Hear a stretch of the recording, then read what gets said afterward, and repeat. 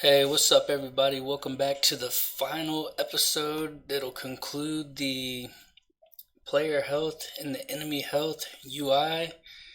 This one here is going to be about the death scene. And in the last video, I didn't really show how the enemy damages the player and how a few of the variables got set to show if he's dead or not. And we're going to cover that. So basically, for my death scene, I'm going to do something a little special to show you something cool. Maybe you can use some of it. Basically, it's just going to look like this. And then I'm going to have the UI panel. It's going to completely start filling up. And it's going to turn completely black. And you will not be able to see game over anymore. And inside of the panel,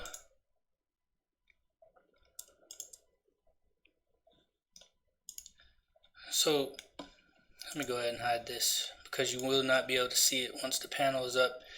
So after it looks like this and you can't see game over anymore, then we're going to set this to pop up, and then after a few seconds we will set these to pop up. So it'll be a really cool effect that you'll like, and you can use it in your own way, and it's at least useful code to know. And that's what I try to do, is I try to show you some different looks at code and different approaches you can make. So anyway, if you click continue, then it's gonna take you back to whatever level. So if you're on level 10, you click continue, it will take you to level 10 to start over. And the main menu will take you to the main menu scene. And it's pretty simple. So let's start off with the enemy bullet. If you remember that if the collision tag equals player, well, we want to access the player health script, the player HP, and we want to decrement it by 20.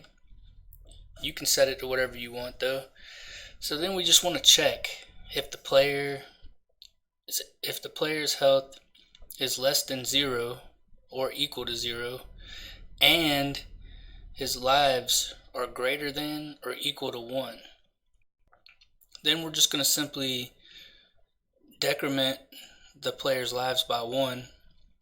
And then we want to do another check. We want to make sure that if player lives is greater than 0, so he's still alive, then we want the respawn to become true, and we want the player to go back to the respawn zone. And if the player's life is not greater than 0, then player is dead is true. And that's how you pretty much set that up. And for the bullet, we just destroy it. That's what that is down here. So that's all there is to that.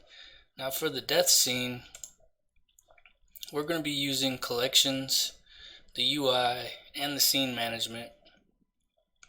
So I just went ahead and got the game object, the panel, and the button for the continue button, and the button for the menu button. And then we needed an image for the play again text. Now I wanted to do a private image for the panel image. So we're actually going to access the game object's panel.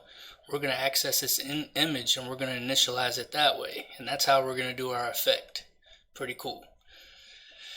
So from the start, we want the panel to be invisible. So we're just going to disable it. Then for our continue button, we want to get the button image and we want to make it false, and the same thing for the menu button. We also want to deactivate our play again text, so the only thing that should be showing right now would be the game over. We also want to start the coroutine to open the menu. We'll just take a look at that real quick. So we're going to give it 3 seconds, and then we're going to set the panel true. Now we're going to get the panel image from the game object and we're going to store it there. Now we want to crossfade the alpha. So in other words, it's translucent at first, and we want it to go to 144F over a span of 15 seconds.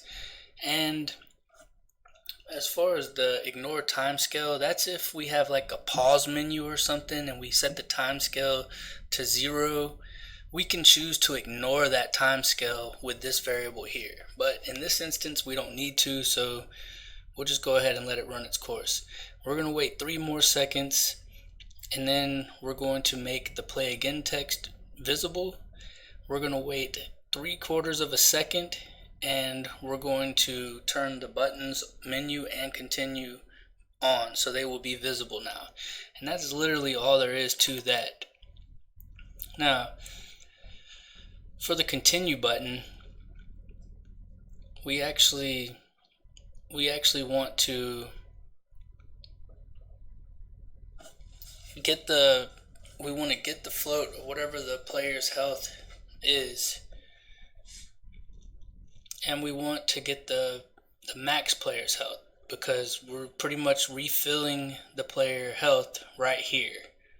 And that's so when we start, we'll start with a full bar. Then we want to save that information. Same thing for the player lives. And then we want to actually load the scene, and the way we did that is with the current scene variable, which I told you it just stores the build index.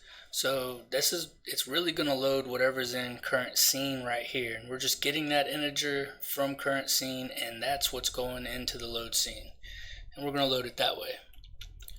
The menu button, basically the same thing, as we want to refill the player's health. So if we have to click start and start a new game, we want them to have full health and full lives, and it's the same thing as above. And then we're going to load scene. We're going to directly reference the main menu, and that's where we're going. So that's pretty much all there is to the code to that. But let's go ahead and let's take a look at how I set the buttons up.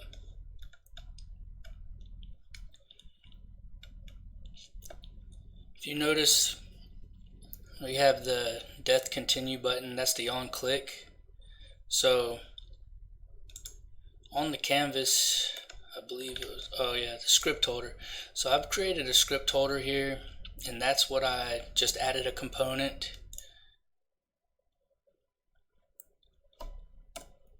And I went to scripts, and then I just added the script on that was death. So once I added that on there, that's all I did. And then I drug the panel into the panel, the continue button into the continue button, the menu into the menu button, and the play again text into this field here. So in order to do the on click, I'm pretty sure I showed you this on the main menu tutorial that I did, but I'll go over it with you real quick. You want to click this button for on click, the plus, and it's going to open this field up, and this will be default or something. You want to take the continue button, you want to take the script holder, and you want to drag the script holder into that field, or whatever you have the script on. You might not have used script holder, but if it was the canvas you have it on, you could drag the canvas in there, as long as it has the script holder, as long as it has the script that you're using. So anyway, if you go to death, then you can look and you can see there's the continue button that I made and the menu button.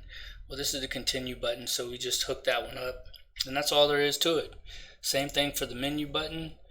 Drug the script holder down into here and went to that same place I just showed you and put the menu button, hooked the menu button up. And that's pretty much all there is. This was a very simple tutorial to close out the 3-episode series, and I hope that you enjoyed it and you found this useful, especially the crossfade alpha. That's very, very useful code right there that you can use for pretty much anything. That's how you get the alpha from your images. But anyway, please like and subscribe. I do hope you enjoyed, and I will see you in the next video, to where we're going to do player spawning, and I don't know if I'm going to do the item drops in that same tutorial, or might do item drops first and then do player spawning. I'm not sure which one I'm going to do yet, but keep your eyes peeled, because those 2 videos are coming up next. Thanks for watching.